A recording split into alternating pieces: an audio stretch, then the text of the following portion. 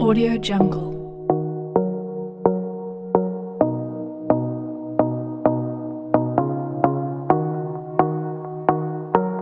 Audio Jungle.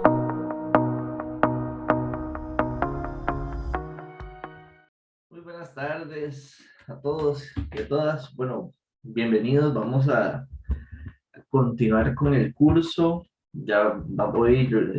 Retomaremos la última partecita que nos faltó del tema de transformada de Laplace, que realmente no es mucho lo que nos faltó, digamos, revisar.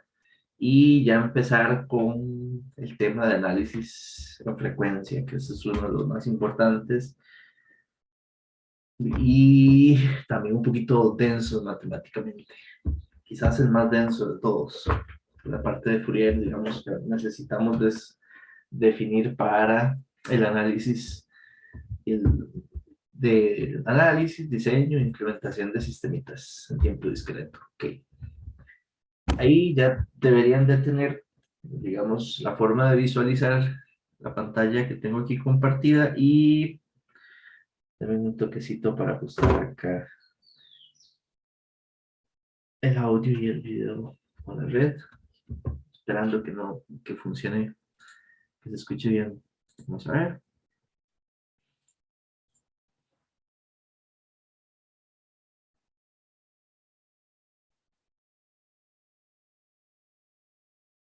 Oh, ¿qué pasó?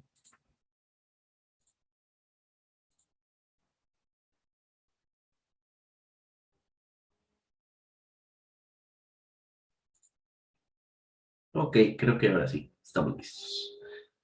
Vamos a revisar si no tengo nadie en la sala de espera. Listo. Ok, la parte que vimos en la clase anterior, habíamos utilizado y más o menos definido la estrategia de análisis que se utiliza usando la transformada Z en sistemas en tiempo discreto LTI, que la estrategia de análisis realmente es una herramienta o digamos, una metodología que se definió y es tal como la estudiamos en el curso anterior. No, en esta parte no hemos propuesto nada diferente. Básicamente es como un repaso y recordatorio de las cosas importantes, ya que esta es la herramienta de trabajo en esta parte de sistemas en tiempo discreto. Entonces, recuerdan que el último que vimos es que al tener dos tipos o dos versiones de la transformada Z, tener la transformada Z bilateral y tener la unilateral, si tenemos un sistema que esté descrito por una ecuación de diferencias, podemos, a través de la transformada Z, en alguna de sus dos versiones, hacer un análisis de qué sería la respuesta de un sistema para una entrada particular. Y que esa respuesta podría estar compuesta de múltiples componentes, y ahí fue donde definimos características que definen cada tipo de respuesta. Hablamos de la respuesta transitoria que puede tener un sistema, hablamos de la respuesta de estado permanente, hablamos de la respuesta natural, de la respuesta forzada, y al final todas esas respuestas en cada caso se mezclan para generar una respuesta total. Okay, y ahí vimos la parte de los polos de la función de transferencia y todas las mezclas, que fue la parte final de la clase anterior. Entonces, partiendo desde ese punto, nos hace falta definir algunas cosillas para ya cerrar, digamos, la parte, digamos, que nos interesa definir con respecto a la transformada Z. Ahora, en el análisis de sistemas LTI, de los que vamos a estudiar, dos de las características importantes que vamos a requerir es definir, digamos, asuntos sobre causalidad y sobre, vamos a ver, estabilidad. Okay. Entonces, para nosotros, reflejando estas características sobre la respuesta al impulso que tenga un sistema, recordando que entonces esta función, que es la función de respuesta al impulso, esta función tiene mucha relevancia, está relacionada por medio de la transformada z con la función de transferencia, si esta función, las muestras de cero hacia atrás, de las muestras hacia atrás de las muestras cero, o sea, todas las muestras negativas, los valores son cero, eso implicará que el sistema es causal. Entonces, digamos, si hubiéramos graficado h de n en el tiempo, todas estas muestras hacia atrás tienen que ser cero. Absolutamente todas. Es una condición necesaria y estricta para que entonces el sistema que esté descrito por una función por una respuesta al impulso sea causal. Ahora, pueden haber otras, puede incluso que aquí sea cero, que aquí sea cero, y que ya aquí tenga un valor, y aquí tenga otro, y cosillas así. Pero lo que necesito es que de la muestra menos uno hacia atrás, los valores de esa muestra sean cero. Incluso eso es simple desde un punto de vista, digamos, de entender qué es la respuesta al impulso. Porque si recordemos, si usted tiene un sistema LTI, la respuesta al impulso es la salida del sistema cuando la entrada es un impulso discreto de Dirac. Este impulso discreto solo va a presentar, por así decirlo, un estímulo al sistema en este punto, en la muestra 1, o sea, o en la muestra 0, una muestra de valor 1. Debido a que ahí es donde está el estímulo, si nuestro sistema tiene un comportamiento de causalidad, no debe producir ninguna respuesta hasta que llegue el estímulo. Entonces eso se conecta en la lógica, en el concepto de causalidad súper bien. Ahora, si analizamos a la respuesta al impulso para sistemas causales, calzaría en que es una señal de tipo derecha. Y las señales que son derechas, cuando se trabajan por la transformada de Z, van a tener una región de convergencia que tiene que ser externa a un círculo. Entonces, básicamente ese es el detalle, digamos, que definimos acá, que los sistemas causales tendrán regiones de convergencia externos a un círculo. ¿Ok? Si conectamos esto con lo de estabilidad, que estabilidad ahí está, digamos, lo recordábamos, un sistema será estable si su respuesta al impulso es absolutamente sumable, que eso es lo que define, lo que se interpreta en esta ecuación. Absolutamente sumable es que las muestras convergen a cero, que si yo agarro todas las muestras de la función y las sumo, convergen a un valor que no sea infinito. Los sistemas que sean absolutamente sumables, al transformar su respuesta al impulso por z a la función de transferencia, esta función de transferencia debe contener en su región de convergencia a la región o a la condición que llamamos círculo unitario. Necesita la función de transferencia tendrá en su región de convergencia el círculo unitario. De hecho, ahí está la demostración, digamos, como tal. Que sea absolutamente sumable, digamos, implica también que la región de convergencia tenga el círculo unitario.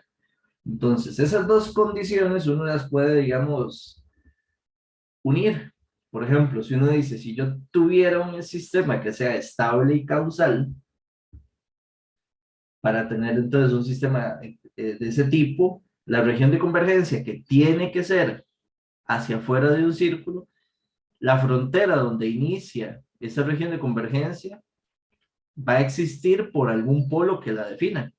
Puede ser real, puede ser de múltiple orden o podría ser complejo.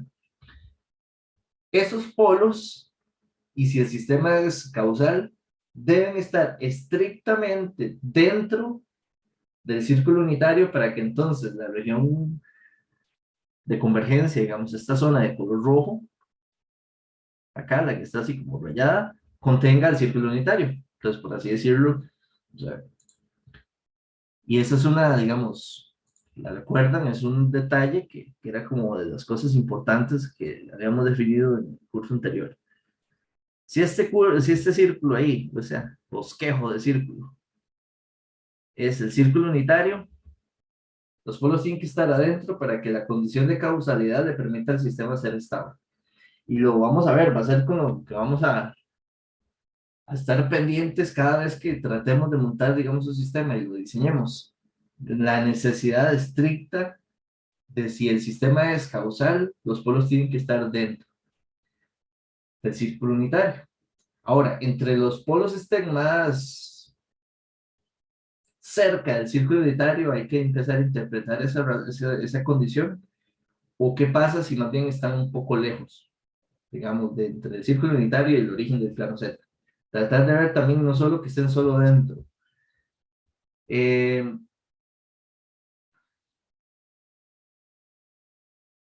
Cuando recuerdan que en el fondo, si uno quiere, digamos, definir un sistema, cuando es LTI, nosotros vamos a tener que y de z va a ser en el dominio z la función de transferencia por la entrada.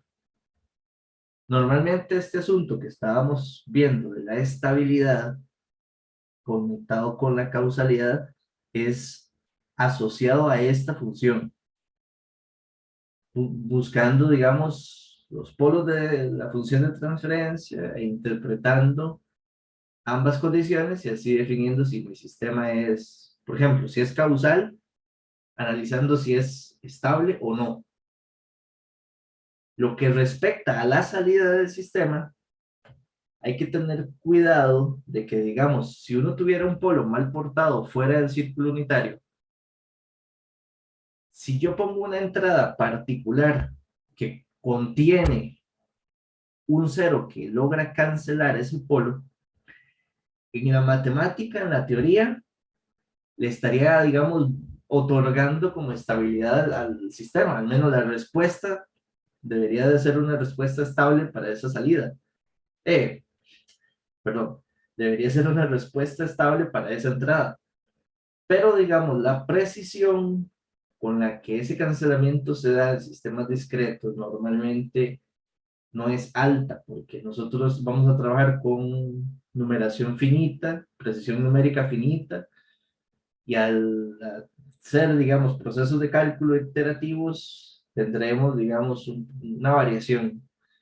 Los cálculos numéricos no, y eso es parte, de hecho, de las cosas del DSP, no van a ser exactos siempre. Habrán ciertas variaciones que nos quitarían esa posible precisión matemática y este pensamiento de tratar de estabilizar un sistema para algún caso particular de entrada no es viable. O sea, eso hay que tratarlo porque a veces es como muy una tentación de pensar en esa posibilidad para cuando se hace un análisis de estabilidad sobre un sistema. ¿Ok? Un detallillo ahí nada más de tomar en cuenta. Ahora, cuando por alguna razón nosotros tengamos un polo sobre el círculo unitario, vamos a considerar esa situación como un sistema inestable.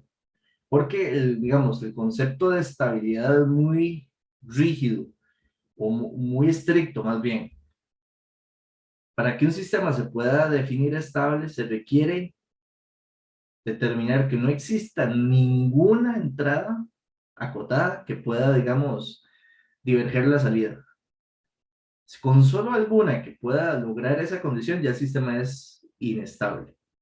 Entonces, en el círculo unitario podríamos tener posibilidades de algunos sistemas, incluso algunos con propósito de uso. Para uno va a ser como un oscilador digital, digamos, un modulito, un bloque que me genere internamente él en los procesos de cálculo una señal oscilante semital con una frecuencia específica, que eso se llamaría un oscilador digital. Bastaría con una, digamos, ubicación de un sistemita, algo simple, donde los polos queden en el círculo unitario. Entonces me daría una señal que si se hace con un ajuste adecuado, sería estable en el tiempo, o al menos de estado permanente, la señal no se acota ni diverge, pero ya son casos muy particulares. Y si un sistema, digamos, es solo para una condición muy particular, no se puede incorporar en el grupo de sistemas estables, más o menos. ¿Ok? Entonces nosotros el círculo unitario lo consideraremos en análisis general como una zona de no estabilidad. ¿Ok? Ahora, claramente por ahí podríamos tener situaciones como los sistemas no causales y se invierte el asunto.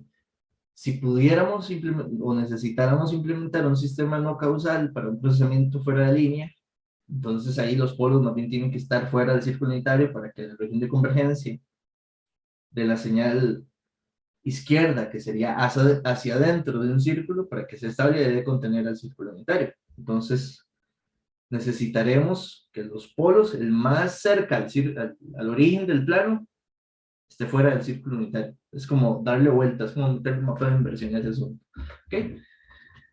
Entonces, por ejemplo, un sistema como este es un sistema muy sencillo, de primer orden recursivo, que incluso si lo transformamos a análisis por Z, la función de transferencia es esta que está aquí, y si le pusiéramos un impulso de entrada, es un escalón, que era lo que definía el ejemplo, digamos, ¿qué pasa si a ese sistema tan simple vengo y le pongo un escalón?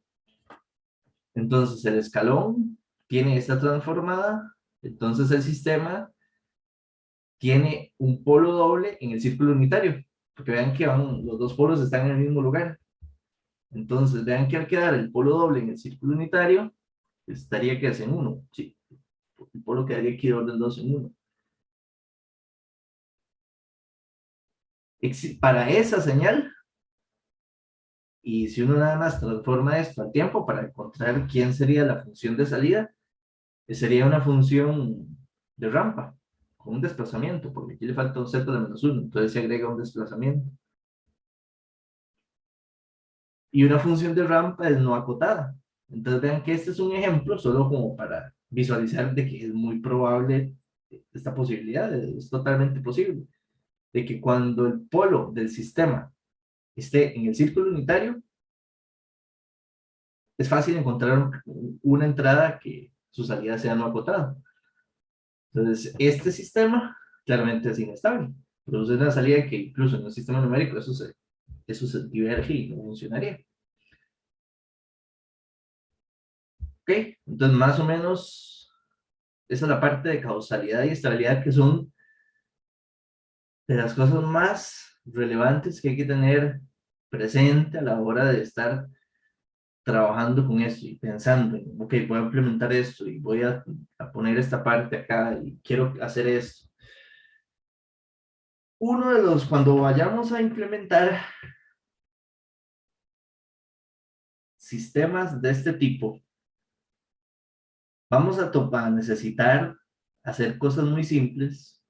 Podríamos pensar en un sistema de orden 1, en un sistema de orden 2, o podría ser necesario para lograr digamos, alguna característica específica muy estricta, por así decirlo, tal vez si es un filtro, o digamos, tener una característica de banda de paso muy, muy, muy buena, o hacer que el filtro sea súper, digamos, ¿cómo se llama esto? Un factor de calidad grandísimo. Para poder lograr eso es probable que es una por otra. Si yo quiero mucha precisión o exactitud con un tipo de filtrado, posiblemente necesite un filtro con un orden muy, muy, muy superior.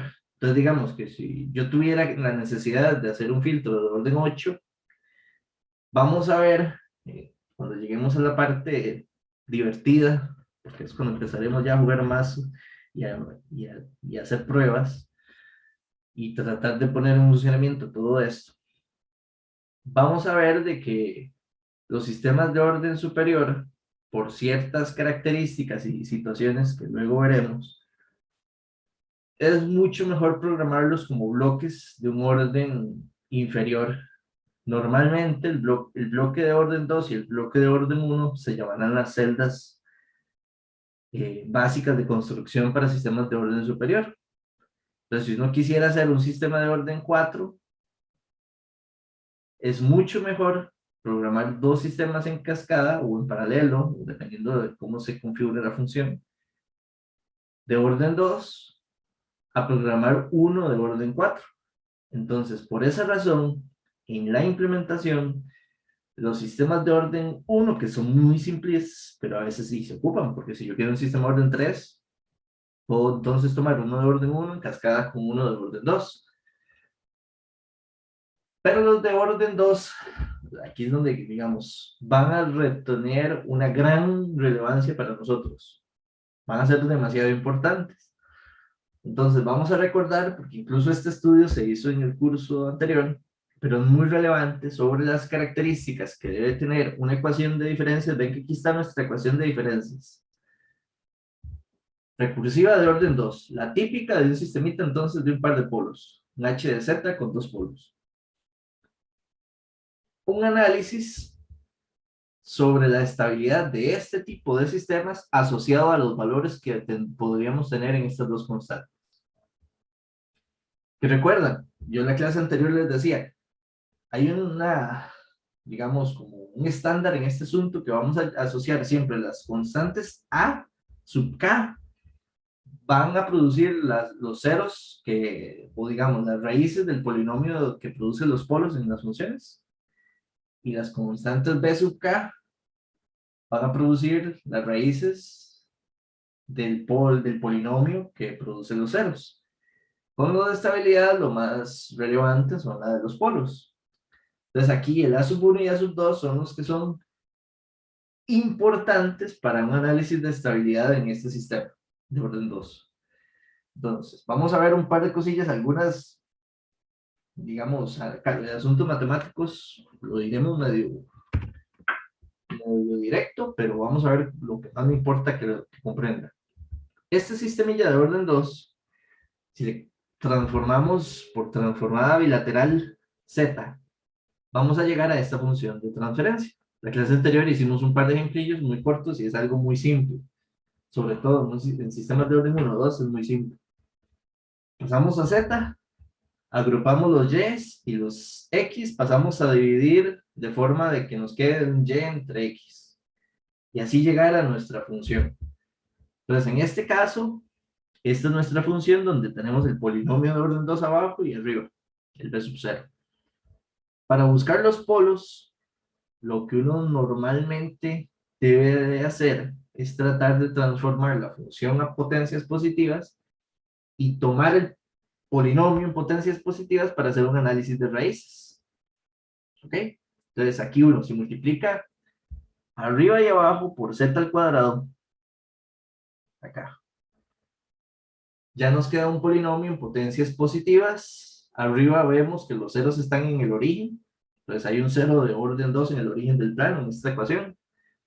Y hay un par de polos que dependen de lo que tenga A sub 1 y A sub 2 de valor. Entonces a ese par de polos los vamos a llamar P1 y P2. ¿Ok?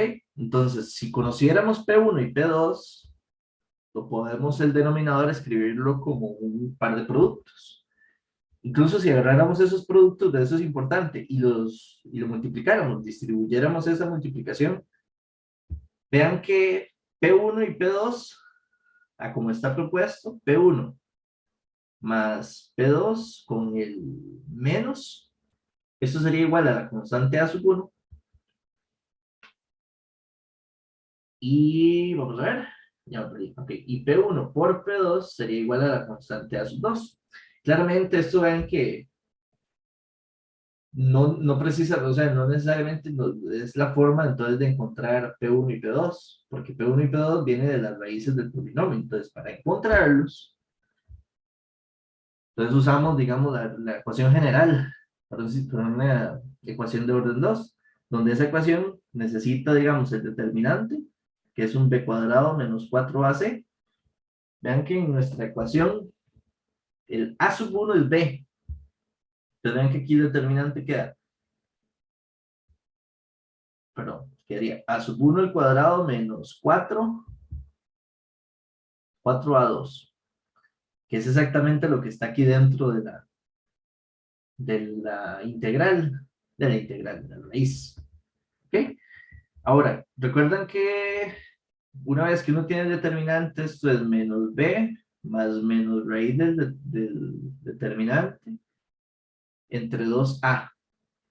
Entonces, vean que aquí el menos a sub 1 medios es la parte que corresponde a menos b entre 2a.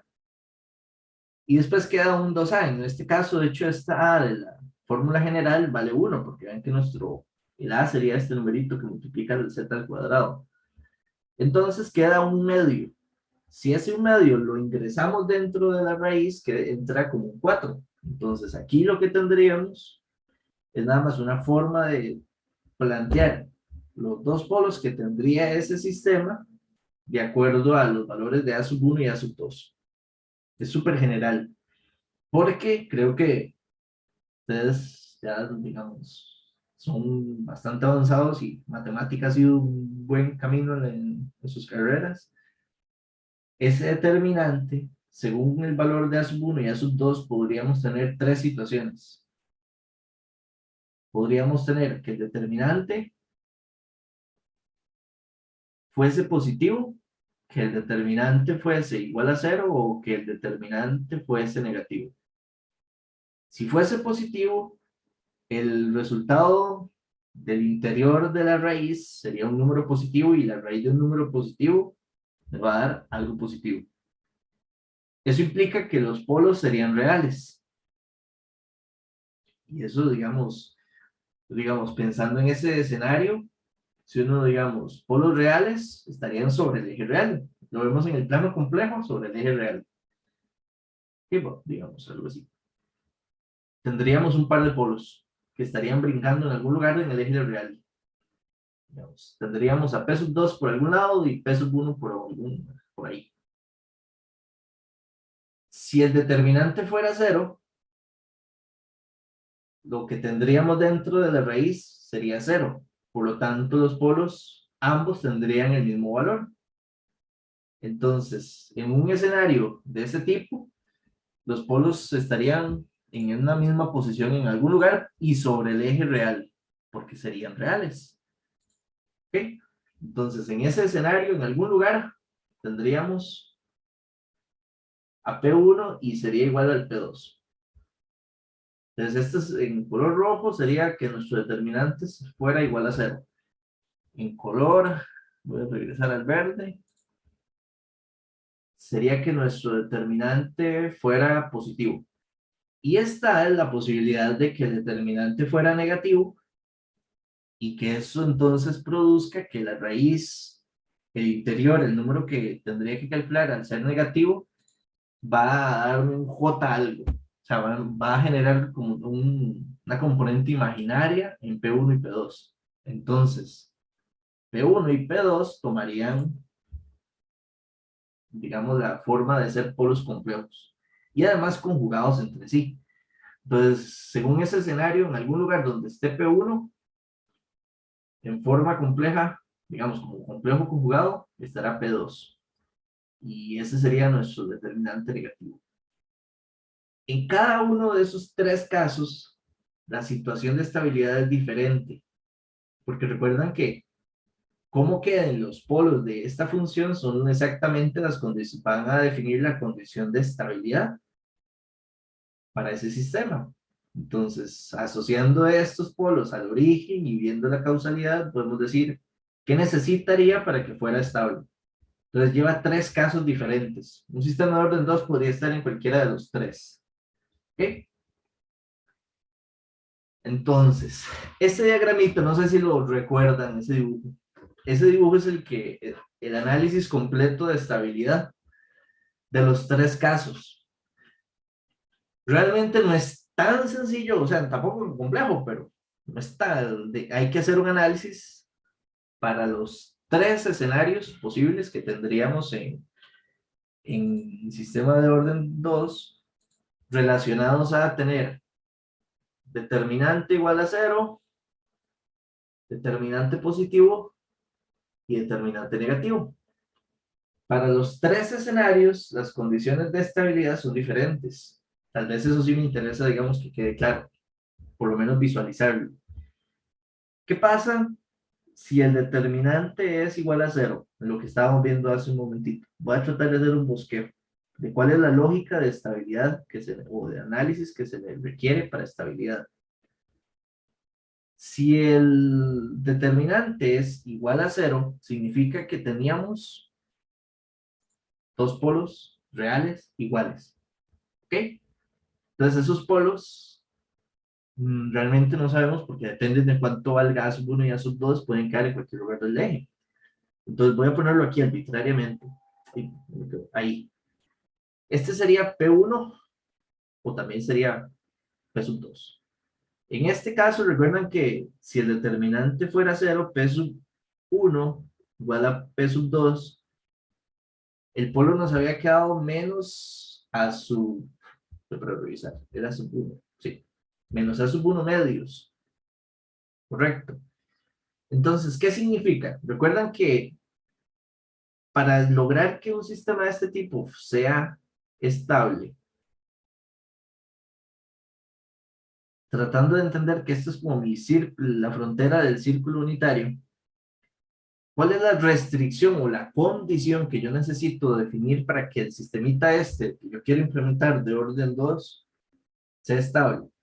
De que ese polo de orden 2 quede dentro del círculo unitario. ¿Eso cómo se lograría? De hecho, este es el de los tres casos el más fácil. Para que el polo quede dentro del círculo unitario, lo que necesito es que menos A sub 1 medios en magnitud, puede estar en esta parte o al lado izquierdo, sea menor a 1. Y esto lo puedo entonces plantear como un A sub 1 en magnitud menor a 2. Eso es lo que se requiere para tener entonces una, digamos, condición de estabilidad en un sistema, digamos, cuando el determinante es 0. Recuerdan que el determinante era igual, vamos a ver, era A sub 1 al cuadrado menos 4A sub 2. Si viéramos este eje, este sistema, este dibujo para entenderlo, vean que en el eje X tengo a sub 1. Esto es como si fuera mi eje X. Y en el eje Y es como si fuera entonces A sub 2. Entonces, si yo grafico algo en ese eje, es una gráfica donde es definir cómo cambiaría A sub 2 en función de A sub 1, visto como una funcioncilla matemática. Si estamos en el determinante igual a 0, ¿cómo serían las relaciones A sub 1 y A sub 2? Entonces, claramente en determinante igual a 0, esto sería igual a que A sub 1 al cuadrado sea igual a 4A sub 2. Y buscando la lógica de que el A sub 2 es el Y, como si fuera una función, entonces vamos a decir que A sub 2 sería igual a sub 1 al cuadrado cuartos. Interpretando esto es lo mismo que haber visto como Y igual a X al cuadrado cuartos. Que eso es una función cuadrática. Esa función cuadrática incluso pasa por el vértice, su vértice pasa por el origen, porque cuando X es 0, Y es 0. Y además es positiva, porque como es un cuadrado, cualquier valor de X que usted le evalúe al cuadrado lleva a ser positivo, entonces es cóncavo hacia arriba. Obviamente se puede hacer más fino, estoy haciendo un poco directo el análisis. Entonces, esa condición de determinante igual a 0 son todos aquellos puntos que de este gráfico ven que aquí esta es la parábola. Esa parábola son las relaciones de puntos que permiten un determinante igual a 0. Entonces, digamos, usted agarra un punto aquí, se ponen en esta parábola. Este punto tiene un valor asociado a la sub 2 y tiene un punto asociado a la sub 1.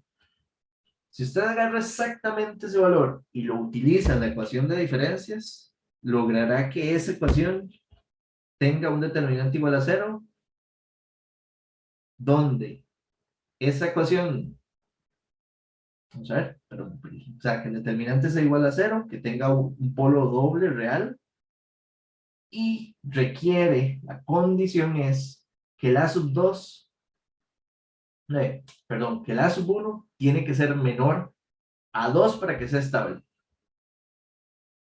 Entonces, por ejemplo, si usted viene aquí y agarra un puntito de esta parte, usted dice, ok, ese puntito viene y también tiene un valor asociado acá, y tiene un valor asociado acá. Aquí tendría su propia sub 1 y aquí su propia sub 2. Si usted lo toma de la curva, el sistema será, digamos, tendrá un polo doble real, debido a que su determinante sería igual a cero. Pero, como el A sub 1 en magnitud no es menor a 2, eso va a provocar que sea inestable esa ecuación, o a ese sistema al programarlo esta ecuación al programarlo como un sistema. ¿Okay? Entonces, este dibujito, acabamos nada más de ver, digamos, la parábola, y cuál sería de toda la parábola, la sección de ella que sí sería estable del sistema, de ahí lo que está, digamos, exactamente, y aquí para la derecha hasta este punto. Entonces, esta parte, como no sé, este pareciera como este bol, como esta olla, que esa es, digamos, como esa forma, esta parte de abajo de la parábola, la región de estabilidad de un sistema de dos polos reales iguales. Este mismo análisis se repite para los otros dos casos. Entonces uno puede decir, ok, ¿qué pasa para cuando el determinante es positivo? Entonces, cuando el determinante es positivo, yo en mi sistema voy a tener un par de polos, un P sub 2 y un P sub 1. Recuerdan que la ecuación de los polos también era P sub 1 y P sub 2, era menos A sub 1 medios, más menos la raíz de A sub 1 cuadrado menos 4 A sub 2 entre 4. Entonces, esto es, primero que sería real, P sub 1 y P sub 2. Cuando yo hago el más menos el determinante, significa que este punto, habrá un punto en el eje, que yo lo marqué aquí con esta rayita, que este es el punto que vamos a llamar menos A sub 1 medios. Y a partir de ese punto se le va a sumar un número hacia la derecha. Bueno, como es sumar, recuerden que el determinante es positivo, entonces lo que sale de la raíz es positivo. Entonces, de ese punto se le suma algo hacia la derecha y genera P sub 1, y de ese punto se le resta algo y genera P sub 2. Al tener esta situación, yo necesito, voy a tratar de visualizar por lo menos la idea, de que esos polos tienen que quedar dentro del círculo unitario para producir que el sistema que quiero analizar de orden 2 sea estable, porque esos son los que nos interesan. Entonces, dentro de esas condiciones necesarias para la estabilidad, de hecho, bueno, aquí sería el determinante positivo se logra cuando A sub 1 al cuadrado menos 4A sub 2 sea mayor que 0. Que si despejamos esto, vamos a hacerlo aquí para arriba un poquito. Nada más el despeje de esto sería que A sub 2 sea menor a sub 1 al cuadrado cuartos. Despejando con cuidado nada más esta ecuación. Si esta de aquí, la parábola, era cuando A sub 2 era igual a sub 1 al cuadrado cuartos, ¿cuál sería la región del plano que representa la condición cuando exactamente A sub 1 al cuadrado cuartos es mayor que el caso de igualdad? Entonces sería toda la región hacia el lado abajo de la parábola, porque en nuestro eje imaginario hacia arriba es estar, digamos, en una condición real mayor, los números. Entonces, todos los puntos que estén debajo de la parábola son menores a la sub 1 al cuadrado cuartos, que es exactamente la parábola. Entonces, por eso es que la región de color rojo dice polos reales. ¿Ok? Incluso el eje, digamos, si lo viéramos así, el eje, la parábola también serían polos reales, pero ahí serían dobles. ¿Ok? Y por supuesto, como que el determinante sea negativo, es la contraparte, va a producir que sea la parte de la parábola hacia el interior de la parábola. Por eso ahí está en color verde, dice polos complejos.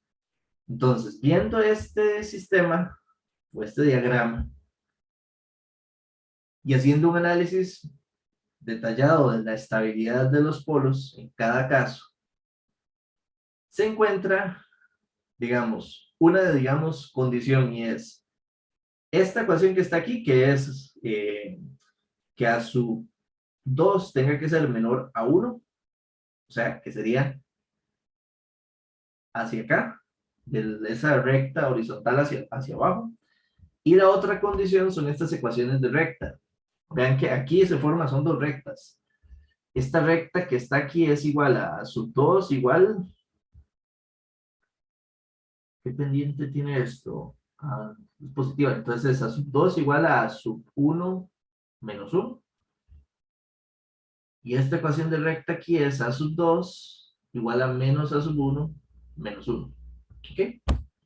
Esas ecuaciones nacen del análisis de estabilidad de los polos para lograr que los polos queden dentro del círculo unitario. Y para el caso entonces de los polos reales, va a producir que entonces la región que permita esa estabilidad va a ser la que está sombreada en color rojo. Y para el caso de los polos complejos, sería la condición de la zona de color verde para los polos, entonces, para el sistema de polos complejos. Entonces, al final, no voy a detallar cómo sacar esas dos condiciones para que quede, digamos, cómo se genera el triángulo ese que está ahí. De hecho, eso se conoce como el triángulo de estabilidad para sistemas de orden 2. Por lo menos es que si lo ven, recuerdo, tenga la noción de dónde viene. Y si lo quieren detallar, sacan un ratito, incluso este mismo triángulo está en curso previo. ¿Ok? ¿Qué significa ese triángulo? Lo mismo. Entonces, digamos, si usted agarra un puntito, voy a poner aquí un punto, vamos a ver si escojo un color diferente. Es una forma de hacer un análisis muy rápido y tener presente si un sistema podría ser estable o no. Entonces, usted agarra un puntillo aquí, este. Cualquier punto de ahí va a estar asociado a un valor de A sub 1 y un valor de A sub 2. ¿Okay? Un A sub 1 y un A sub 2. Como el punto queda dentro de la región de color verde, el sistema que yo programe con esos valores va a tener polos complejos conjugados. Pero al ser parte de lo que está, digamos, sombreado, el sistema será estable. Sería distinto si el punto está aquí.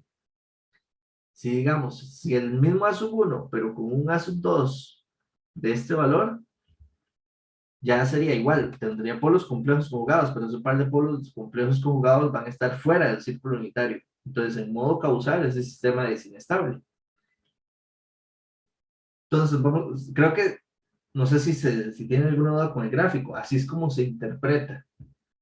O incluso, digamos, la idea es, yo a usted le doy, entonces, por ejemplo, entonces ya yo digo, ok, a ese gráfico, yo le doy una ecuación de diferencias y le doy valores para A sub 1 y A sub 2, entonces le digo menos, vamos a poner una idea,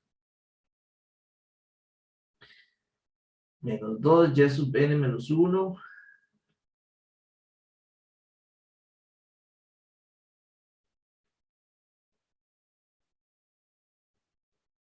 x era, así.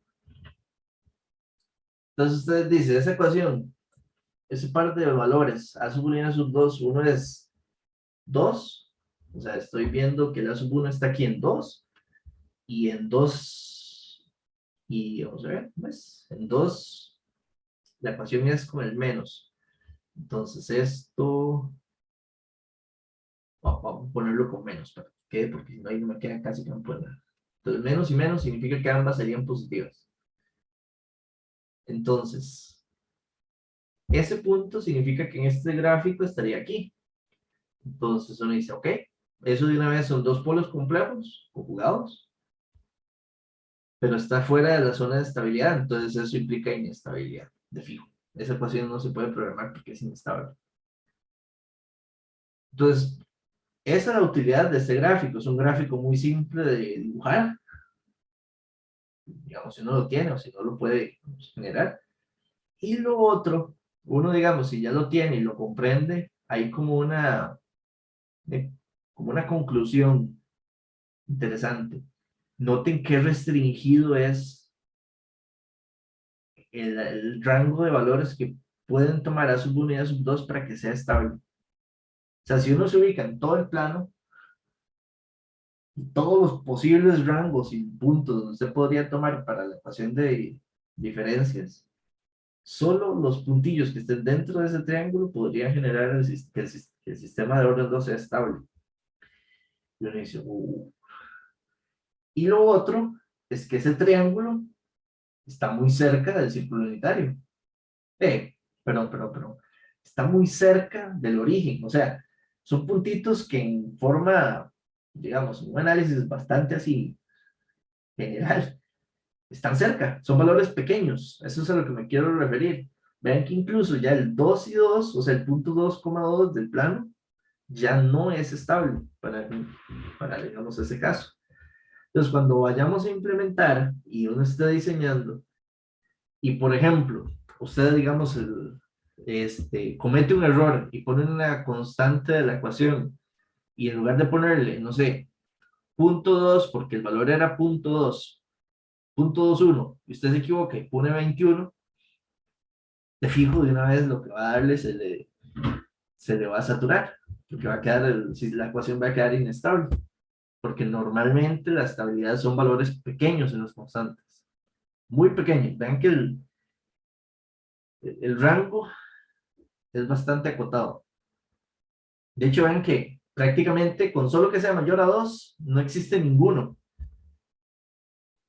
Digamos, cualquiera de las dos constantes, si alguna es mayor a 2, si uno se lo tiene así como caso rapidísimo, ya eso no es estable de fijo de fijo. Y es tan importante como que determinar o usar este tiempo para centrarse en este sistema de orden 2, porque va a ser la estructura de programación básica para la mayoría de los sistemas, incluso de mucho mayor orden. ¿Ok? Esa es la idea. Entonces, ¿estamos? ¿Alguna duda o pregunta con eso? Ok. Y bueno, los sistemas de orden 1 es muy fácil porque solo hay un polo y tiene que ser real. Y ese polo, la condición es que sea o que quede dentro del círculo unitario. El análisis de estabilidad para los sistemas de orden 1 es muy simple. Por supuesto, ven que no, al tener tres posibilidades, abarcamos varias situaciones, ¿ok? Incluso aquí trata de, digamos, aquí está el detalle de cada caso. Para los polos reales, cómo se determina la distancia para poner la frontera de estabilidad. Ven que es más o menos entonces en el libro y aquí, digamos, en el resumen de la presentación, podemos seguir cómo llegar a las regiones sombreadas, porque eso es lo que está logrando esta parte. Cómo llegar que los polos, su magnitud sea menor a 1 y lograr entonces determinar la región de color rojo y la región de color verde. ¿Ok? Para esta ecuación que va a ser, digamos, una estructura de implementación de las que más vamos a trabajar. Y digamos que este sistemita uno, digamos, podría como tener como una fórmula directa de si tengo polos reales distintos, esta sería la función de transferencia ya con fracciones parciales y esta la función en el tiempo. Si son reales e iguales, esta sería el h de z y así sería la función en el tiempo, la respuesta del impulso. Y si son conjugados, así sería la respuesta en el tiempo. Recuerden que hay una relación que incluso al ver las tres funciones al final, cuando son polos reales distintos, básicamente eso van a ser dos exponenciales de una base a la n. Así son las funciones, digamos, las exponenciales que tenemos en tiempo discreto. Un valor de la base a la n. Esos son los que entraban, recuerdan incluso esto del TCC, cuando nuestro sistema lo llamamos con respuesta sobreamortiguada. El segundo caso, que es de polos reales e iguales, o sea, de orden 2, un polo real de orden 2. La respuesta en el tiempo es un tipo de función que se le conocía, o siempre le hemos llamado en análisis de sistemas como respuestas críticamente amortiguadas. Y la tercera caso, digamos, que es cuando entonces aparecen los polos complejos, eso siempre van a producir en el tiempo una señal que oscila, con una frecuencia que es amortiguada, si es estable. Y ese es el caso donde llamamos a la respuesta de tipo sobreamortiguado. Entonces, arriba, subamortiguado. Entonces, en orden, el de arriba es el sobreamortiguado.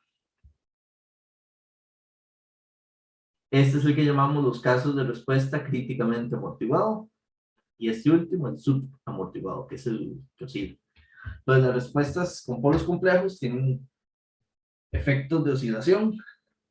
Los polos reales son efectos suaves que amortiguan rápido, y cuando son dobles también es amortiguado, pero digamos la capacidad de amortiguamiento es más lenta por el factor este n que multiplica porque aquí hay un n que multiplica al exponencial. Entonces en el tiempo ese exponencial, digamos, va a tomar más peso en la función, pero le lleva más muestras, por así decirlo. Claramente, en condición de estabilidad cualquiera de los tres. Y más o menos, digamos, ese es los sistemas de orden 2, era el cierre para determinar, digamos, un pequeño análisis de algo muy puntual, porque son los sistemas de orden 2, pero como van a constituir sistemas de una gran importancia en implementación, se detalla y se dedica a este ratito, y en un libro, en la materia, están focalizados aparte. Y eso más o menos se acepta bastante rápido, una clase y media, ¿ok? De las cosas que necesitamos recordar para cuando nos centremos en eso. Aquí termina esto y lo que corresponde sería la parte de Fourier. Vamos a ver una cosa. Fourier lo vamos a separar. Este tema vamos a ver, es gigante. O sea, es el tema, digamos, la estructura del capítulo, digamos, las cosas que hay que estudiar asociado a análisis en frecuencia, es grande. Lo vamos a separar en tres partes. Vamos a estudiar la primera parte que vamos a llamar análisis frecuencial, donde vamos a estudiar la definición de análisis en frecuencia para sistemas en tiempo discreto, conectado con el análisis en frecuencia para sistemas en tiempo continuo que estudiamos en señales y sistemas. Porque ahí solo estudiamos series de Fourier y Fourier, pero para señales en tiempo continuo. Digamos que en ese curso quedó debiendo el tema de análisis en frecuencia para señales y sistemas en tiempo discreto. Eso es lo que necesitamos desarrollar en la primera parte de este gran tema. La segunda parte, la película de la miniserie de tres partes. La segunda es, vamos a utilizar las herramientas que vamos a definir en la primera parte para estudiar cierto tipo de sistemas desde el punto de vista de frecuencia. Ya teniendo las herramientas de análisis en frecuencia para tiempo discreto, vamos a estudiar algunos sistemas, verlos desde la óptica de la frecuencia, porque hasta ahorita nosotros solo podríamos verlo desde la óptica de análisis del sistema, o sea, ¿qué respuesta daría?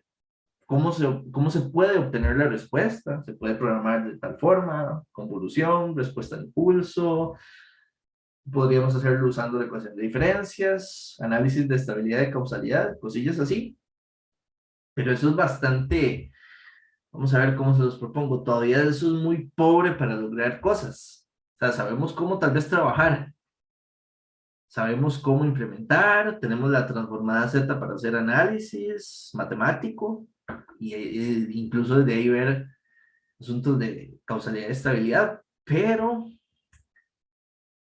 ¿cómo hago que entonces mi sistema haga cosas? O sea, ya pensar en efectos y propósitos específicos con estos sistemas que hemos venido estudiando.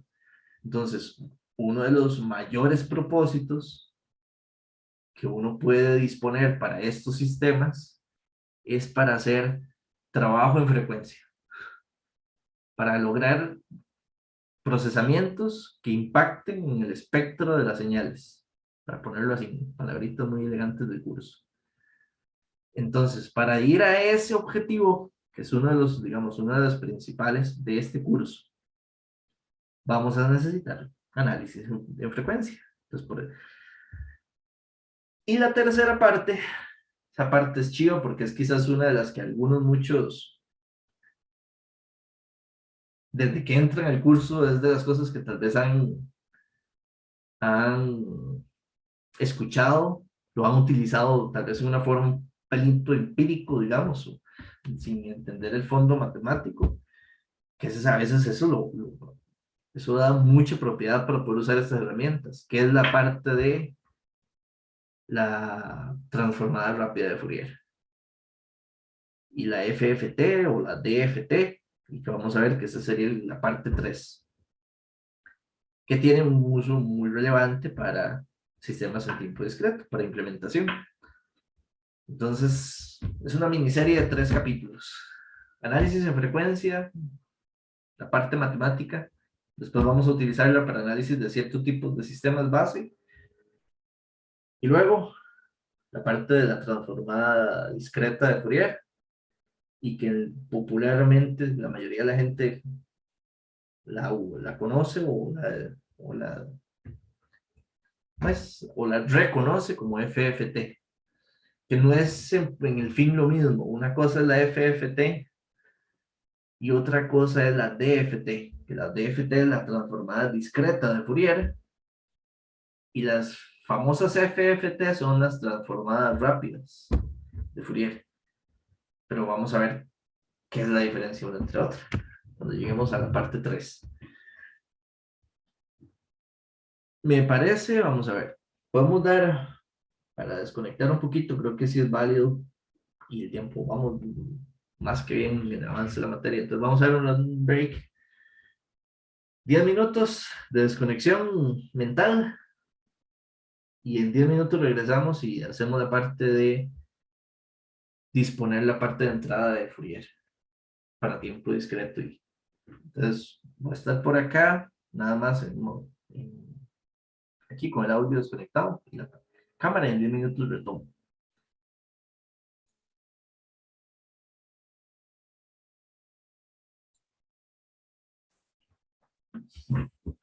Muy bien, retomémonos aquí otra vez con la clase.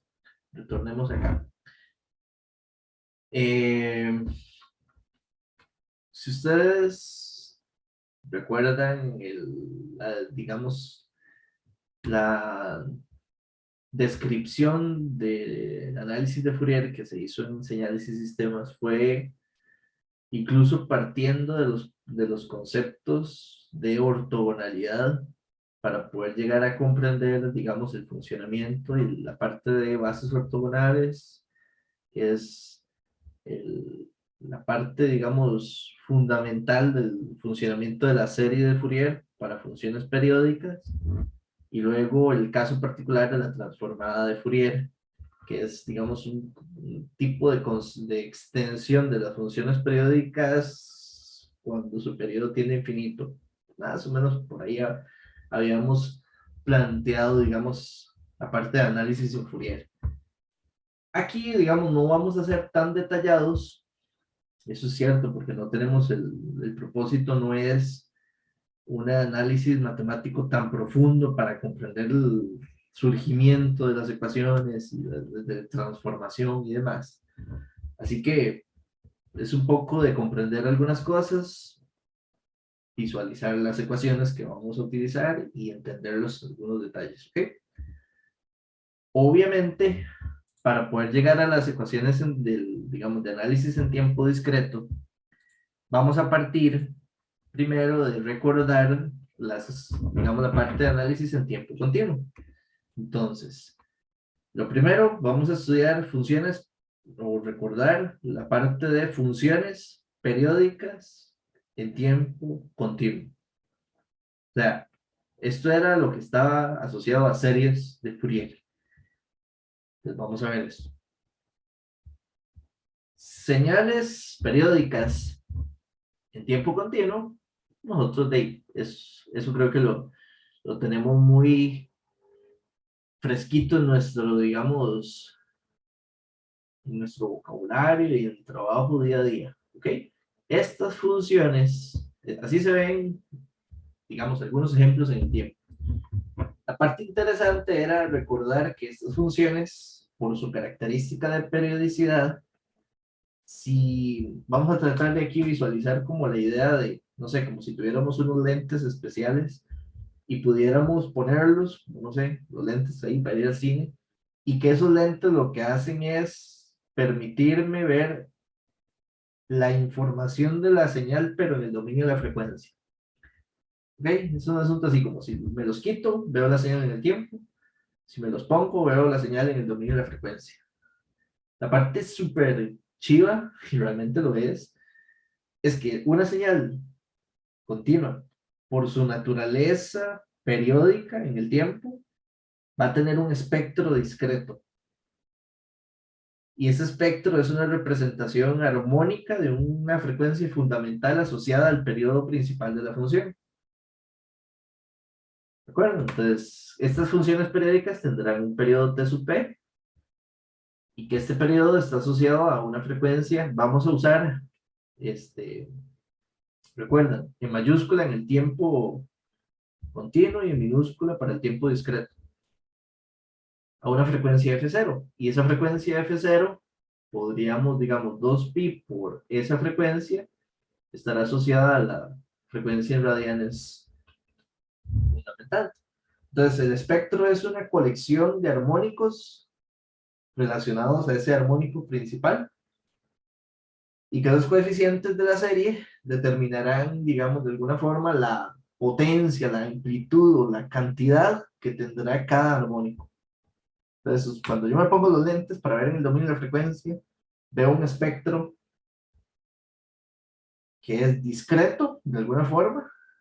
Y la otra característica es que, recuerden que ese espectro es amortiguado, que la magnitud de los coeficientes tienen que ir disminuyendo, que esa es una característica necesaria para que la serie como tal tenga convergencia.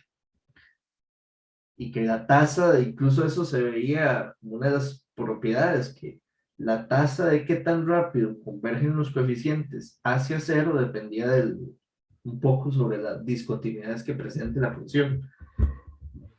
Ok, más o menos esa es la parte que quiero recordar. La ecuación que tenemos ahí, bueno, hay tres ecuaciones, pero la primera era la que llamábamos la ecuación de síntesis, ¿la recuerdan? La ecuación de síntesis es la que me permite, conociendo los coeficientes, que es como el qué tanto tengo de cada frecuencia, poder mezclar las funciones de la base que tienen, que esas funciones de la base, digamos que en su naturaleza tienen digamos, la receta de las frecuencias.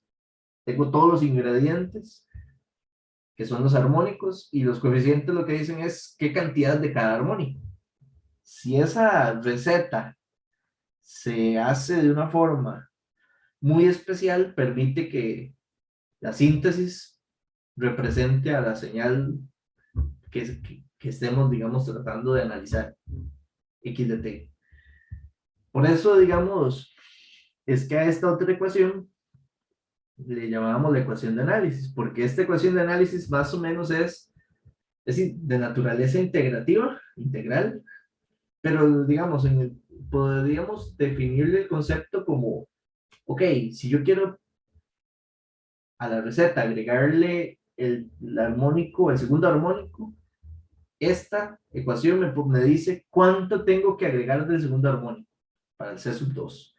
Y si quiero el tercero, ¿cuánto necesito del tercer armónico para que la síntesis represente X de T?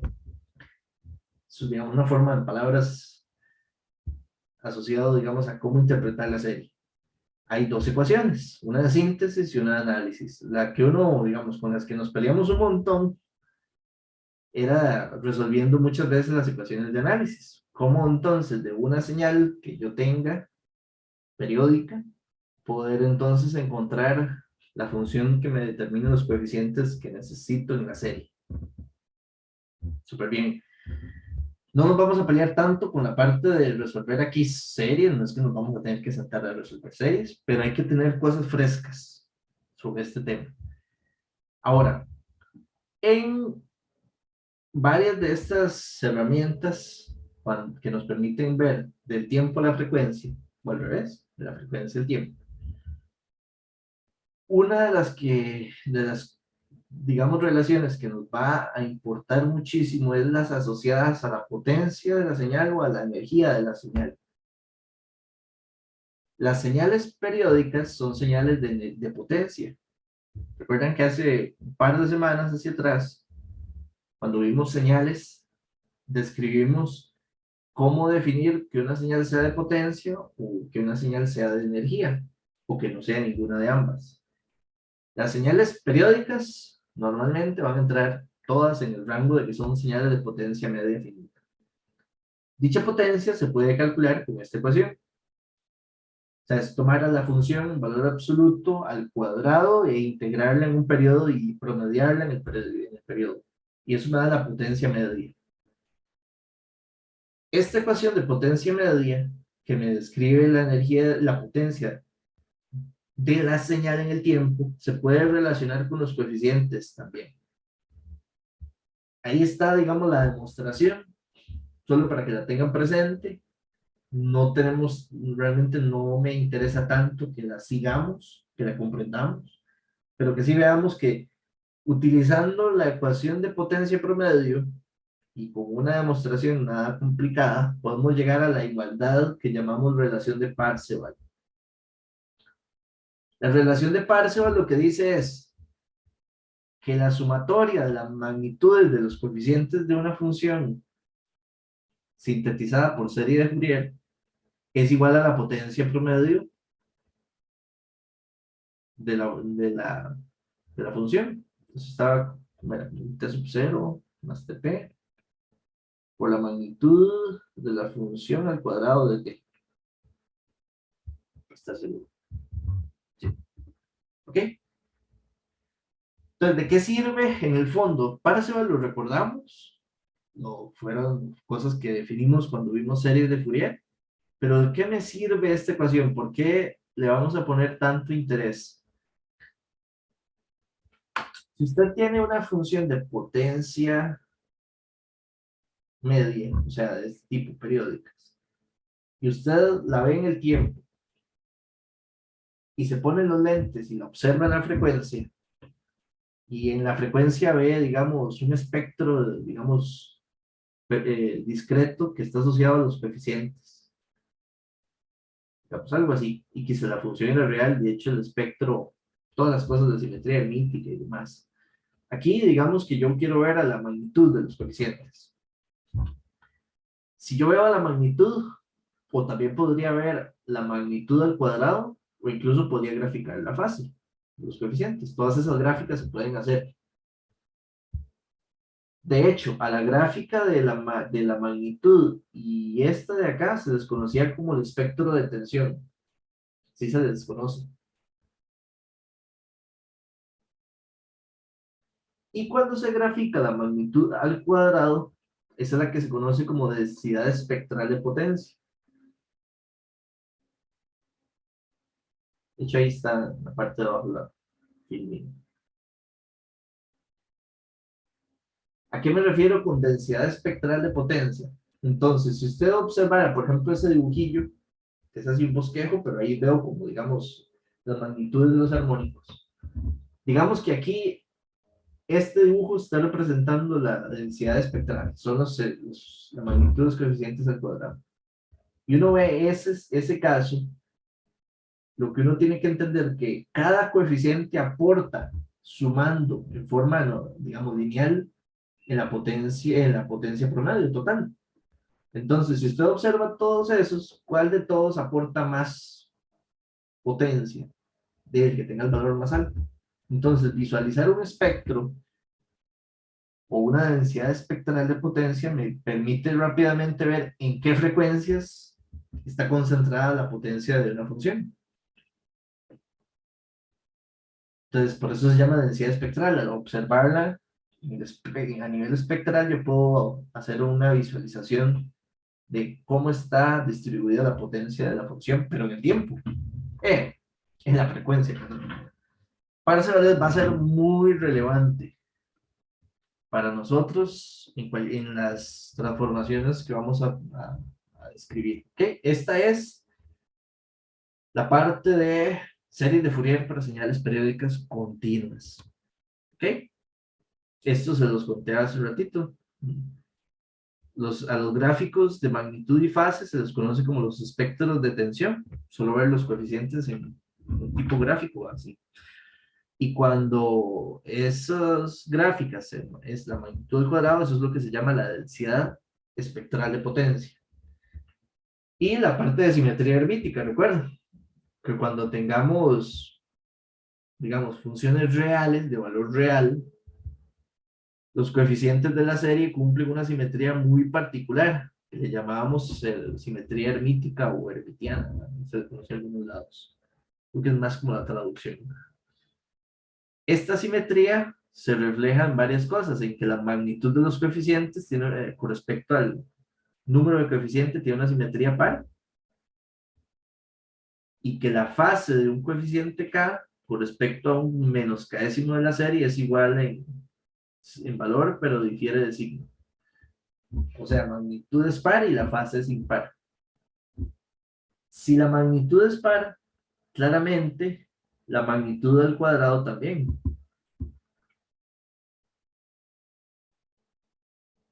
Entonces, los espectros de densidad de potencia son funciones pares para cuando las funciones son de tipo real. Entonces, es muy normal que entonces ver esa simetría en la distribución entre armónicos. ¿De acuerdo? Un ejemplo nada más así, sin hacer cálculos, solo nada más representativo, es un tren de impulso rectangular. ¿Ok? La función estrella siempre que se hace análisis de Fourier, de series. En este caso dice ok, esto tiene un periodo, está escrito como T sub P, el valor del impulso, valor A de altura, y el ancho del impulso está descrito en esa ecuación como tau. Si usted agarra este caso y le aplica series de Fourier y resolvemos la ecuación de análisis, llegamos a esta función de coeficientes. ¿Ok? Ese es como un trabajillo más de señales y sistemas. Aquí, digamos, esa es nuestra función. Si hacemos un análisis de la varianza o de la, digamos, al cambiar, más bien, el ancho del impulso o el periodo, hay un par de conceptos relevantes que que de hecho son importantes repasar.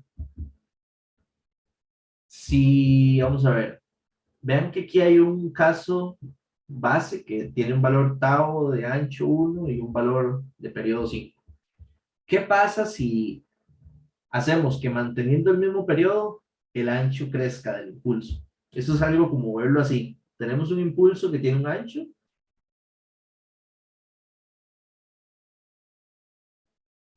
y manteniendo el periodo, o sea que estos puntos no se van a mover, vamos a hacer más ancho el impulso. Si usted hace eso en el tiempo y se pone los lentes para ver el dominio de la frecuencia, ¿qué observa? Entonces, en este gráfico, claramente estos gráficos están construidos con la función que estaba en la figura anterior. Si uno mantiene el periodo, pero aumenta, por ejemplo, en este caso el ancho, vean que la separación entre armónicos es la misma, porque como la frecuencia, recuerdan que si el periodo se mantiene constante, por supuesto que la frecuencia se mantiene como una constante, que es el armónico principal. Entonces vean que la separación de armónico no cambia. Pero la función que determina, en este caso los coeficientes, como que se comprime. De hecho, esto se le conocía, esto produce o se interpreta como un efecto que le llamábamos principio de incertidumbre. Que el principio de incertidumbre lo que dice entre dominios, tiempo, frecuencia, que si yo, digamos, la información en el tiempo la extiendo, como que hago que participe de más intervalo o de mayor duración en el tiempo, eso produce que en el espectro de esa función, como que las componentes de frecuencias se van a comprimir en unas frecuencias nada más, digamos, se va a concentrar en unos valores muy puntuales de frecuencia, de información. De hecho, incluso aquí está. ¿Qué pasa si sigo haciendo como el impulso más ancho? Imagínense como que lo hiciera así. Uy, ahí no. Que, bueno, sí, que lo haga casi tan ancho que mientras mantenga el periodo es casi como que se pegue. ¿Qué pasaría si se pega? Quedaría como una función de offset. Y si eso sucediera, estaría como en el caso más extremo, porque la información en el tiempo la extendí en todo el dominio. Si yo la extiendo o la distribuyo en todo el dominio del tiempo, en la frecuencia se concentra en un solo punto. De hecho, ese es el caso del CD, se representaba como un impulso discreto solo aquí. Recuerdan que un valor CD se reflejaba aquí como un 2pi. No, en esta no, este es en el espectro, se reflejaba aquí como C sub 0 nada más. Entonces, pasa lo contrario. Si yo más bien adelgazo la información y este impulso de aquí lo comienzo a reducir y lo trato como de definir la información en lapsos de tiempo muy cortos, como acorralar la información en el tiempo, en la frecuencia lo que hace es expandirse esa información en casi todo el dominio de la frecuencia. Entonces, este es un caso nada más particular, donde si hacemos esos efectos, vemos los resultados en el espectro, donde el espectro como que se comprime o se dilata, la información espectral. Y eso es el principio de incertidumbre. Que si en un dominio logro puntualizar la información en una región muy localizada, en el otro dominio eso se expande, la información se dilata. Ahora, ese es el análisis manteniendo periodo y solo, digamos, jugando como con la información de ese periodo. El otro análisis, que es la gráfica de arriba, exactamente la que está debajo, es, ok, mantengamos más bien nada más la información del periodo igual, pero cambiemos el periodo. Entonces vean que aquí, entre este punto y el de arriba y el de abajo, el periodo TP se duplicó. ¿Qué pasa si el periodo se duplica? La frecuencia entonces F0, entonces va a disminuirse a la mitad, porque digamos que sería 2 veces el T sub P inicial. Entonces la frecuencia fundamental se divide a la mitad y hace que los armónicos relativamente estén más cerca a nivel de frecuencias entre sí. Entonces noten que entre el de arriba y el de abajo la distribución de la envolvente se mantuvo. Lo único es que tenemos más armónicos en ese rango, porque los armónicos están más juntos en frecuencia. Que eso es lo que pasa si uno cambia el periodo. La forma de los coeficientes no cambia y solo cambia lo que llama uno la base de frecuencias de la serie. Esto que les estoy contando de, ok, el análisis de esta figura, uno lo puede leer, hasta tal vez les queda más claro cómo traté de explicárselos, pero ahí lo está escrito, de cómo interpretar el efecto de los dos ejemplos que teníamos atrás. Cambiar tau, manteniendo TP constante, y el otro más bien al revés, mantener tau y cambiar TP. Si uno necesitara trabajar con una serie de Fourier para funciones periódicas, Una de las cosas que se utiliza mucho es las propiedades tiempo-frecuencia. O sea, que si yo hago algo en el tiempo, una inversión de la señal, ¿qué significa esa inversión en los coeficientes de la serie? ¿Qué efecto produce? Si yo desplazo la señal en el tiempo, ¿qué efecto producen los coeficientes de la serie?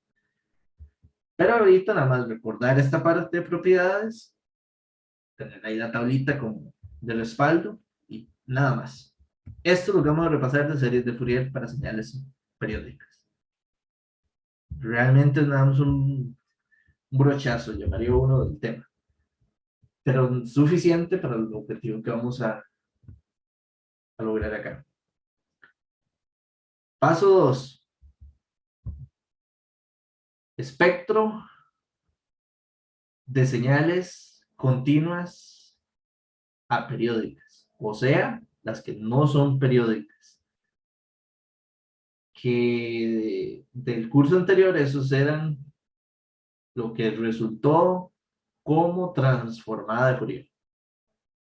Vamos a darle un repaso a la parte de transformada de Fourier.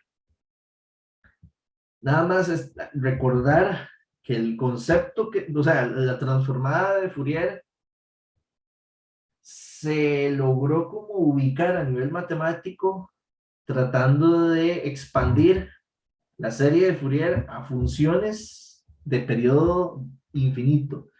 El concepto, o sea, lo que se hizo en algún momento, la estrategia para interpretar qué es la transformada, es pensar que, ok, si yo tengo aquí una función periódica,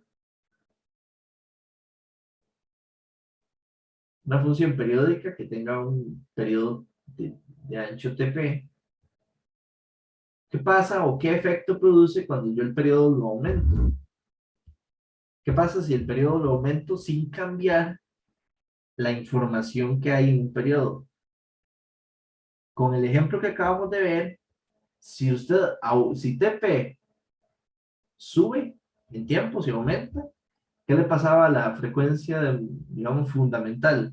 Disminuye, que eso implicaba que entonces los armónicos como que se pegan, porque la diferencia entre un armónico y otro van a ser, digamos, relativamente menor en frecuencia. Si yo, entre más crezca el TP, si lo tiendo a infinito, la diferencia entre los armónicos se vuelve casi que nada. A eso es que lo que va a lograr, lo que va a producir es que como que la función de coeficientes discretos se va a transformar en una función continua en omega, en la frecuencia. Esa interpretación es la que le vamos a dar y vamos a denominar transformada de Fourier. Es una función continua en omega que representará la ubicación de una señal en el tiempo, en el espectro de la frecuencia, donde esa señal en el tiempo, serán señales de energía, que de hecho es curioso, porque cuando hablemos de señales de energía, calza con la definición de las condiciones de Dirichlet, que era una de las condiciones necesarias para la existencia de la transformada de una función. Y que entonces las señales de energía cumplen la primera condición, entonces ahí hay un empate elegante, digamos, en ese detalle. Entonces, nuestras funciones que no son periódicas las podemos interpretar como una función que sí era periódica, pero que sus réplicas del periodo, digamos, anterior y siguiente están muy lejos porque el periodo es muy grande. Y que cuando eso se interpreta así, la serie de Fourier o el espectro de coeficientes se transforma como una función continua en f o en omega. Y de ese enfoque vamos a definir a la transformada de Fourier, que tiene, de hecho, si uno la observa, es muy parecida a la ecuación de análisis de la serie. Solo que, digamos, como el periodo es infinito, la integración tiene que abarcar todo el periodo. Entonces vean que ahora va de menos infinito a infinito. En la serie de Fourier iba nada más en el ancho de t sub 0 hasta un t sub 0 más tp. Esa es una diferencia. Y la otra es que la variable, digamos, a la que vamos a reflejar del tiempo a la frecuencia es continua, o sea, el f. Aquí no tenemos un k o omega 0, o como digamos, porque eran frecuencias discretas, a partir de una fundamental. Aquí no, aquí F va a ser continua. Entonces vean algo de detalle, aquí es un detalle que hay que, de lo que creo que entiendan. Cuando la función se hizo aperiódica, ¿qué fue lo que pasó en el espectro? O sea, digamos, teníamos una función periódica y su espectro con los lentecitos de frecuencia se veía discreto, un montón de espigas, cada coeficiente. Digamos que ustedes tenían puestos los lentes de la frecuencia y yo en el dominio del tiempo vine y empecé a hacer el periodo cada vez más ancho. Entonces, hacer que en el tiempo se pierda la periodicidad y pase a ser aperiódico, lo que el efecto que uno logra observar desde el punto de vista de la frecuencia es como que el espectro pasa de ser de discreto a continuo. Entonces ahí estamos viendo, digamos, unos efectos interesantes y ya casi que vamos a plantear lo de la parte en tiempo discreto, vamos a tener un par de cosas que uno dice, ok, estaba haciendo esto. Esta es la transformada de Fourier, que incluso la podríamos plantear en omega. Recuerden que eso sí, si estamos en tiempo continuo, vamos a usar omega en mayúscula. Ese es el omega, la letra griega en mayúscula, ¿ok? Y por ahí nada más un recordatorio de que si yo tengo el espectro de Fourier de esa función, si yo agarro esa función y vuelvo hacia atrás, como tratando de que se haga periódica, si la defino de forma periódica con un periodo TP, yo podría llegar a esta cosencilla que en algún esta o la otra está atrás. Bueno, ya casi me estaba adelantando una. Bueno, realmente estas dos son las ecuaciones al final con las que vamos a trabajar, con las que uno trabajaría. La de arriba, yo le doy un espectro y me da la señal. Y la de abajo, yo le doy un espectro y me da la señal, pero en términos de omega. Eso significa que es una transformada de frecuencia a tiempo. Esas transformadas le llamamos transformadas inversas. Incluso de estas dos, la que recuerdan, la que usamos realmente en señales y sistemas era esta, la que tenía el 2 entre pi, el 2 por pi dividiendo. ¿Por qué? Nosotros casi siempre hicimos análisis sobre omega, solo bueno, usábamos el omega minúscula, nada más. Ahorita usamos E mayúscula para que cuando definamos las ecuaciones en tiempo discreto, usar las minúsculas y poder diferenciar en las transformadas de cada dominio. Entonces, esta es la de atrás, esta es la transformada directa, pasar del tiempo a la frecuencia. Estas son las inversas. Y que entonces, esto es lo último con que esta parte. Si usted tiene una señal aperiódica, esta señal aperiódica tiene un espectro, según la ecuación que define la transformada de Fourier. Uy, omega. Si usted agarra ese espectro y lo muestrea para una frecuencia F0 asociada al periodo a un periodo T sub P, entonces es decir, agarro la función de omega y la muestreo para KF de 0, donde F0 está asociado a un T sub P, y pondero esos valores entre T sub P, esto va a definir los coeficientes necesarios para la extensión periódica de X de T, que así se conoce X sub P, que es la misma función que no era periódica, que la vamos a usar y la vamos a como a pegar y conformar una función periódica. De hecho, esta era una estrategia que uno podía usar para calcular series de Fourier. Digamos que yo no quiero calcular la serie de Fourier de X sub P. Entonces, calculo más bien el espectro de X de T, muestreo ese espectro para KF de 0, y con ese espectro, ponderado por 1 entre T sub P, puedo encontrar de forma indirecta los coeficientes de esta función que sí es periódica.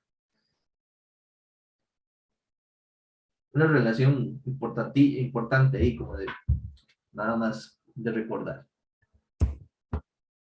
Aquí es lo último. La condición de Dirichlet, recuerdan que esta condición era necesaria para que exista el espectro de una función. O sea, en el fondo aquí no toda señal se le permite tener un espectro que podamos plasmar a través de la transformada. Una de las condiciones más importantes era que fuera una función absolutamente sumable. La condición de que sea absolutamente sumable está muy cercana a la condición de que la función sea de energía. De hecho, todas las funciones de energía se les puede encontrar su espectro, porque van a cumplir, digamos, la condición de Dirichlet. Si agarramos lo que define Parseval, pero en la transformada, llegamos a esta ecuación. Esta es la versión de Parseval, pero para señales no periódicas. ¿Qué es lo que dice esta ecuación? Recuerden, esta es la idea de ver tiempo-frecuencia. En el tiempo, la energía de esa función se obtiene al integrar la función, magnitud al cuadrado, y todo lo que pueda acumular ahí representará la energía. Y Parseval lo que dice es, esa energía es lo mismo que usted ve el espectro, ve la parte de magnitud del espectro, eleva esos valores al cuadrado e integra todo eso. Entonces uno dice, si así se define o se distribuye la energía de esa función en ambos dominios, yo podría decir, si usted tiene una función espectral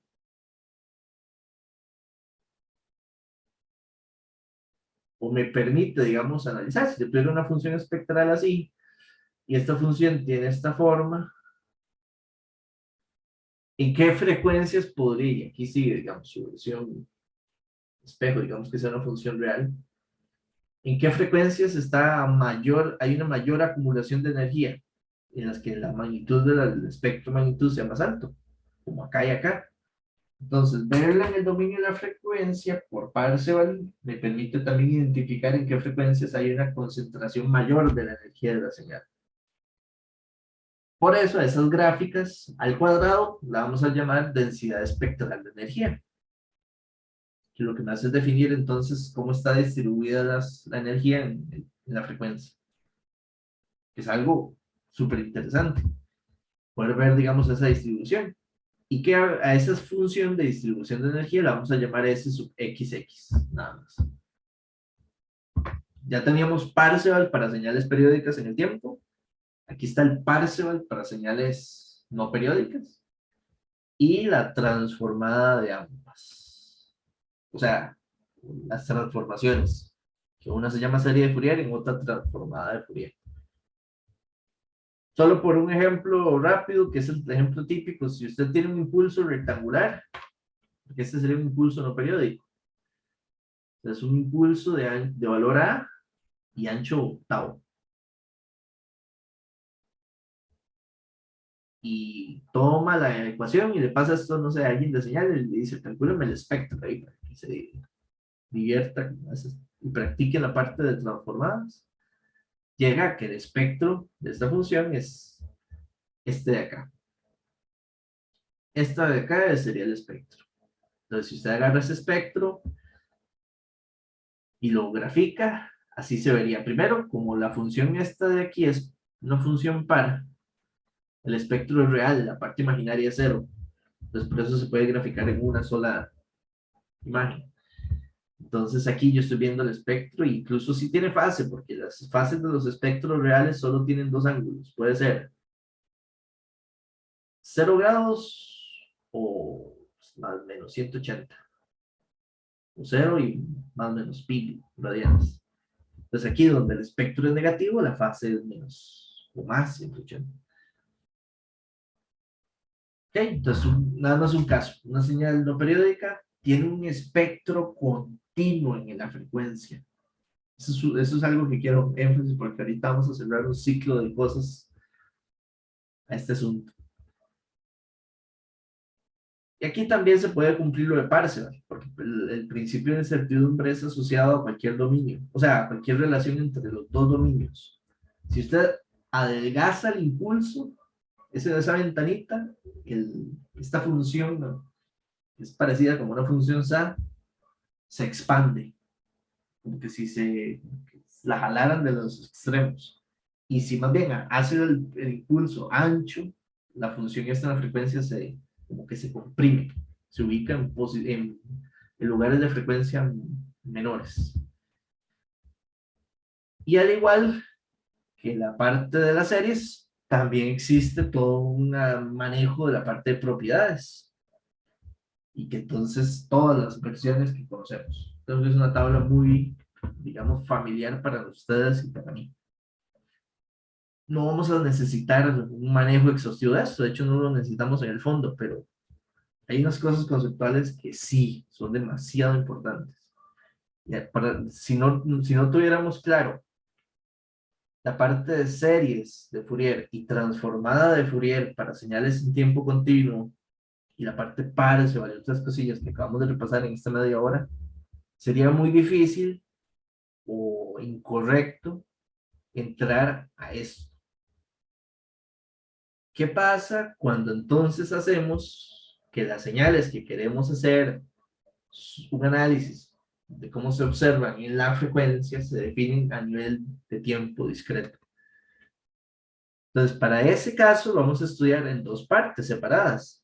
Obviamente, funciones en tiempo discreto periódicas y en tiempo discreto no periódicas.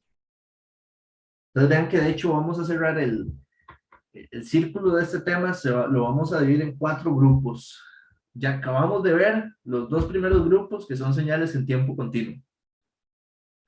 Grupo 1, periódicas, y grupo 2, que no son periódicas. Ahora vamos a pasarnos a los 2 siguientes grupos, que son la parte de funciones en tiempo discreto y también entonces divididas en periódicas y no periódicas. Para las señales, entonces, acabamos de ver eso, ¿ok? En tiempo continuo tenemos, vamos a repasar, esto es demasiado importante no olvidar. Entonces, si la señal es continua, y eso es algo interesantísimo, si la señal si está escrita en tiempo continuo, el espectro de esa señal, la composición espectral abarca todo el dominio de las frecuencias. Vean que aquí no importa, o sea, en esta primera línea, no importa si son, digamos, si son periódicas o no, porque aquí entran ambas, periódicas o no, porque aquí entran ambas. ¿Por qué? La serie de Fourier, ¿cuál es digamos, hasta dónde abarca en frecuencia la serie de Fourier? Hasta infinito, porque aunque va en forma discreta, llega tiene armónicos altísimos, hasta infinito. Y aunque sean, digamos, no periódicas, que es el espectro de Fourier, de la transformada, esa está definido en forma continua, pero todo el rango de frecuencias. Entonces, ahí hay una idea. El que en el tiempo la señal sea continua implica que en la frecuencia la información estará distribuida en todo el espectro. Ahora, si además de ser, digamos, continua, fuera periódica, las frecuencias en el espectro se distribuyen solo en forma discreta, que ese es el caso de la serie Fourier. Teniendo eso presente, ¿qué pasa cuando entonces tenemos una señal discreta periódica?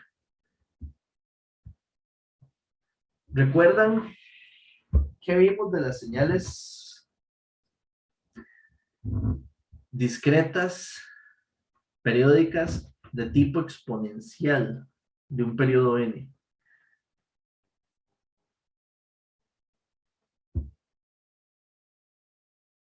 ¿Por qué nos va a importar mucho esta? Porque esta es la función que uno puede usar para engendrar las frecuencias, o fue la que se usó para engendrar las frecuencias en tiempo continuo. ¿A qué me refiero? Recuerdan que yo como que les hice la analogía cuando vimos lo de series, de que Cuando agarramos los coeficientes y multiplicamos por el E a la J, 2πf, ¿cómo era? 2πf0 kt, sí, así. Digamos que uno puede imaginarse los exponenciales como los ingredientes. Digamos que lo que vamos a preparar es una receta. Los exponenciales representan los ingredientes que voy a utilizar. En ese caso, ¿cuántos ingredientes se disponen en las funciones en tiempo continuo? Infinitos exponenciales. Empezando para, digamos, el exponencial de frecuencia fundamental y para armónicos de él. Pero ¿cuántos armónicos hay? Infinitos. Esa era una particularidad. Y entonces el espectro iba a estar conformado en un ancho infinito, que eso fue lo que acabamos de definir. El espectro de frecuencias de una señal continua tiene un ancho infinito, un dominio infinito. Cuando hacemos que en lugar de tener tiempo continuo, cambiamos al, digamos, al t y lo cambiamos por, esto no, por un muestreo del tiempo y lo vemos como un nt, que eso es agarrar una función continua y muestrearla. Esto es igual a verlo como n entre n, pensando entre el periodo de las muestras y que genera un... Entonces, de aquí es donde vemos el que quede dividido entre nt. Si lo vemos así, un exponencial que se puede usar para funciones en tiempo discreto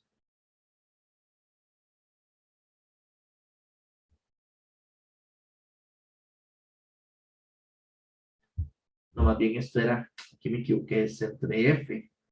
Y cuando mezclamos este f con el f sub 0 multiplicado, estos dos son el f minúscula. Y el f minúscula es igual al 2pi entre n, y de ahí donde sale, aquí está. Podemos llegar a usar el n. Entonces este 2pi entre n es el omega. Estaba haciendo el ridículo, no me estaba calzando. ¿Ok? Pero entonces, digamos, en el fondo es, si yo muestreo la función original de los ingredientes, llego a que estos serían ahora los ingredientes que podríamos usar para las funciones en tiempo discreto. Pero aquí estos ingredientes tienen un problema serio. El problema es que si usted agarra cualquiera de estas funciones, E a la J, 2pi, K, y observa, digamos, si usted observa el S sub 1 y observa, digamos, cuál sería el ingrediente S sub 1 más N, que digamos, si la función tiene un periodo de 4, sería el 5, 1 más 4, 5. Pasa algo que es, bueno, un problema, es digamos, hay una implicación en el asunto. Acá, si usted observa eso y descompone estos dos exponenciales,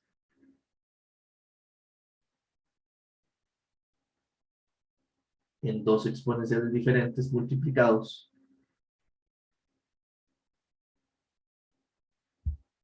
este es igual al S sub K, digamos, al inicial. Y aquí, como los n se eliminan, esto entonces equivale a un 1. Entonces, la demostración es súper fácil de visualizar, de que si usted tiene un késimo coeficiente, o sea, un ingrediente K de la receta, va a representar lo mismo que el ingrediente K más N. Entonces, esto es lo que significa, y esto ya lo habíamos visto un poco atrás, que en el dominio discreto en el tiempo, cuando usted entonces toma estas funciones para tratar de visualizar la receta en frecuencia, qué tanto en frecuencias dispone, tanto de esta frecuencia, tanto de esta otra, tanto de esta. El dominio es muy limitado. Solo tenemos n funciones diferentes para poder combinar.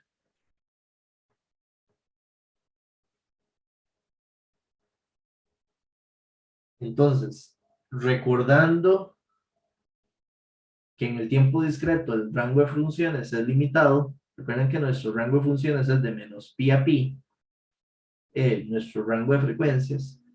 Significa que en este rango vamos a disponer de n funciones que va a estar, digamos, 2pi entre n separadas entre sí. Entonces tendremos aquí una, aquí otra frecuencia, otra. Pero sabemos que no hay más porque si tomamos una frecuencia fuera de este rango, esta frecuencia es un alias. La frecuencia de aquí es un alias de una fundamental. Entonces, debido a la situación del alias, es que en el tiempo discreto las frecuencias es un rango limitado, el número de funciones que podemos usar de armónicos complejos conjugados en tiempo discreto no es infinito. Va a ser dependiente del periodo de la función, entonces va a ser igual a ese. Entonces, este grupo de funciones, que serían como nuestra receta para la serie de Fourier, significará que nuestra serie de Fourier es, en lugar de ser infinita, es finita. Y así la vamos a definir.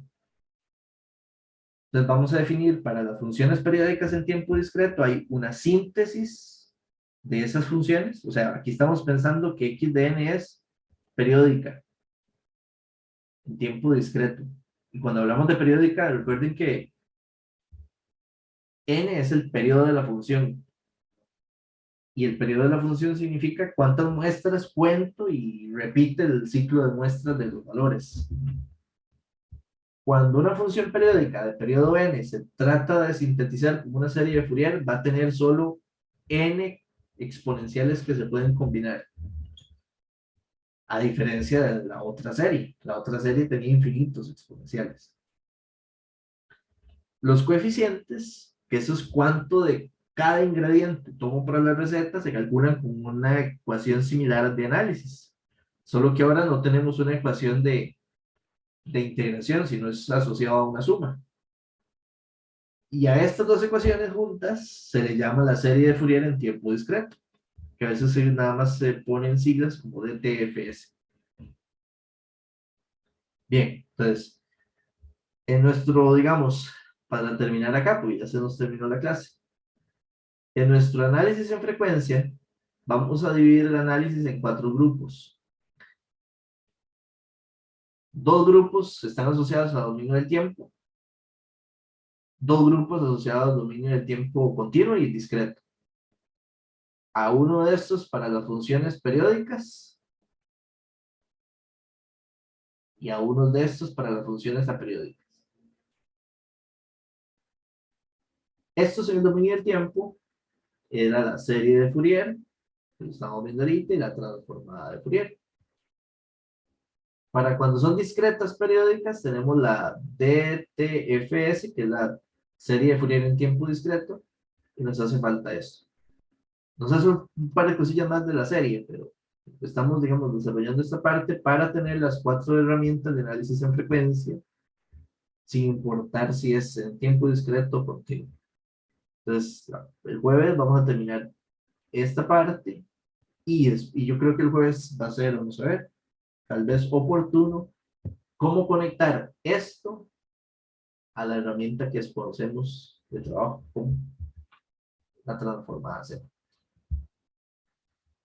Creo que ahí es donde lograremos avanzar, digamos, para ver esta parte del jueves. Entonces,